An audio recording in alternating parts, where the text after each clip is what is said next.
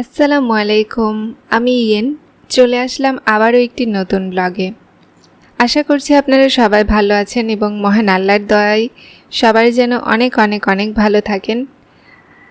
So viewers, আজকে রান্না শুরু করে দেওয়া হয়েছে দুপুরের। এই তো আম্মু কয়রাতে পেঁয়াজ দিয়ে দিয়েছে আর একটু পেঁয়াজটা সোনালি সোনালি করে ভাজা হচ্ছে। পেঁয়াজ একটু ভাজা ভাজা হলেই তার মধ্যে মশলাগুলো দিয়ে দেওয়া হবে। পেঁয়াজের দাম কম হওয়াতে এখন কিন্তু তরকারিতে একটু বেশি পেঁয়াজ ইউজ করা হচ্ছে। মাঝখানে কিন্তু আমরা পেঁয়াজ একটু কম কম খাওয়া শুরু করেছিলাম।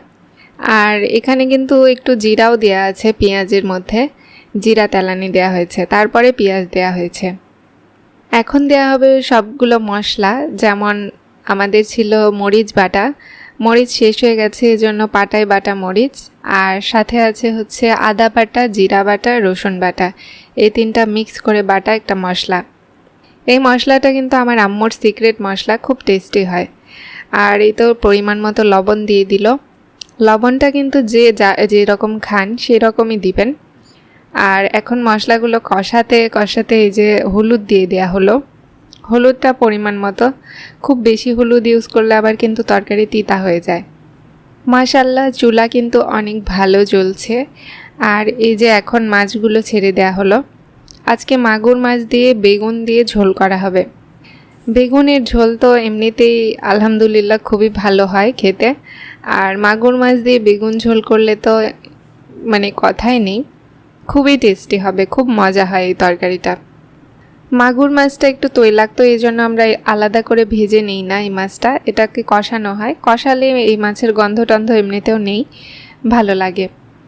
তো এই যে পরিমাণ মতো পানি দিয়ে দিল, আর এখন ঢাকনা দিয়ে ঢেকে দিতে হবে সিদ্ধ করার জন্য। ভিউয়ার্স, ওইদিকে তরকারি রান্না হচ্ছে আর এইদিকে হচ্ছে শাক ভাজা শেষ আমাদের। এটা আমাদের বাগানের শাক ছিল, লাউ শাকের ভাজি। তো এই যে আমাদের কিন্তু মাছগুলো কষানো শেষ, খুব সুন্দর একটা স্মেল আসছে মাছের থেকে। আর এখন দেয়া হলো কেটে রাখা বেগুন আর আলু। আলু কিন্তু খুবই অল্প পরিমাণে নেওয়া হয়েছে, বেগুনটাই বেশি। বেগুন আলুর এই ঝোলটা খেতে কিন্তু দুর্দান্ত টেস্টি হয়। ঢাকনা তুলে একটু আবার নাড়াচাড়া করা হলো, কারণ বেগুনের সাথে মশলাগুলোকে ভালো করে মেশাতে হবে, না হলে কিন্তু বেগুন মশলা এগুলো সব আলাদা আলাদাই থেকে যায়। মাছ আর মশলাগুলো কিন্তু কষানো শেষ বেগুনের সঙ্গে। এখন দিয়ে দেওয়া হলো ঝোল। ঝোলটা পরিমাণ মতোই দেওয়া হলো, আমরা খুব বেশিও ঝোল রাখবো না, খুব কমও রাখবো না, মাঝামাঝি টাইপের। অবশ্যই আপনারা একবার হলেও ট্রাই করবেন এই রোজাতে। তো এই যে এখন ঢাকনা দিয়ে ঢেকে রাখতে হবে। ভিউয়ার্স, আমাদের বেগুন আলুর তরকারিটা কিন্তু রান্না করা শেষ। আর আজকে আমি রান্না করছি আমার আর আমার ছোট ভাইয়ের জন্য মাগুর মাছের ঝোল। জাস্ট ঝোল আলু দিয়ে রান্না করব, খুব অল্প পরিমাণে ঝোল রাখবো। তো এই যে কয়রায় তেল দিয়ে নিলাম, আর তেলের মধ্যে এখন দিব জিরা। জিরা একটু ফোড়ন দিলে তরকারিতে খুব সুন্দর স্মেল আসে।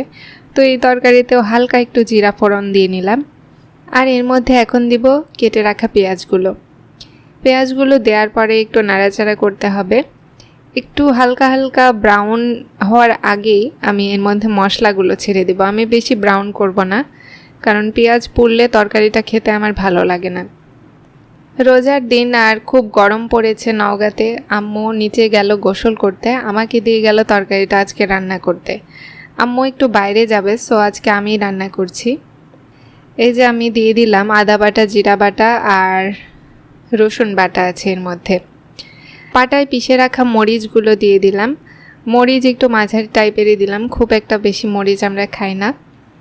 আর মরিচগুলো খুব ঝালও, আমাদের এই মরিচগুলো ভীষণ ঝাল।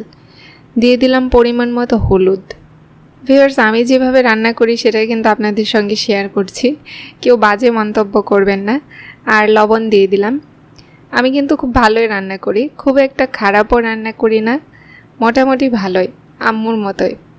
তো এই যে আমার মশলাগুলো আমি ভালো করে ভেজে নিলাম, তারপরে দিয়ে দিলাম কেটে রাখা আলুগুলো আর অল্প সামান্য পরিমাণে পানি।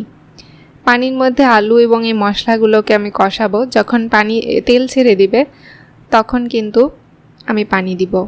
তো এই যে ঢাকনা দিয়ে ঢেকে রাখলাম, প্রায় 5 মিনিটের মতো ঢাকনা দিয়ে ঢাকার পরে এখন ঢাকনা তুলে দেখছি, সুবহানাল্লাহ, কষানো কিন্তু কমপ্লিট। মশলাগুলো উপরে তেল চলে এসেছে। উপরে তেল আসলেই বুঝতে হবে যে মশলাগুলো কষানো কমপ্লিট হয়ে গেছে। তো আমি কিছুক্ষণ আর একটু নাড়াচাড়া করছিলাম। একটু মনে হচ্ছে আমার পানি বেশি আছে, আর একটু আমি ভাজা ভাজা করার পরে পানি দিব। আজকে আমাদের এই তরকারিটা রান্না করা হচ্ছে মাগুর মাছ আলু দিয়ে ঝোল। সো অন্য কোনো সবজি অ্যাড করব না এখানে।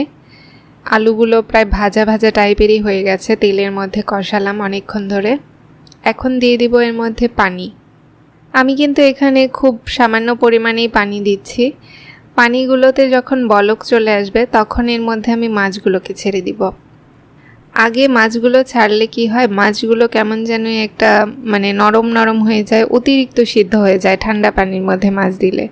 তো আমি একটু পানিটা গরম হওয়ার পরেই মাছটা দিব।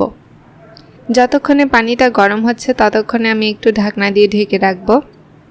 10 মিনিটের মতো ঢাকা দিয়ে রাখলেই হবে। কিন্তু ভিউয়ার্স, এই যে আমি ঢাকনা দিয়ে ঢেকে রেখেছিলাম, আর এখন খুব সুন্দর বলক চলে এসেছে, গন্ধ আসছে তরকারি থেকে, খুব সুন্দর একটা স্মেল। এখন দিয়ে দিলাম 2 চাকা মাছ। আমাদের 2 ভাই বোনের জন্য 2 চাকা মাগুর মাছ দিয়ে দিলাম, যেহেতু রাতে খাবো শুধু। সো 2 জনের জন্য 2টা চাকা এনাফ। আর একটু সামান্য হালকা নাড়াচাড়া করলাম এবং এবার আমি ঢেকে রাখবো তরকারিটাকে। 10 মিনিট ঢেকে রাখলে কিন্তু আমার তরকারিটা রান্না করা কমপ্লিট হয়ে যাবে।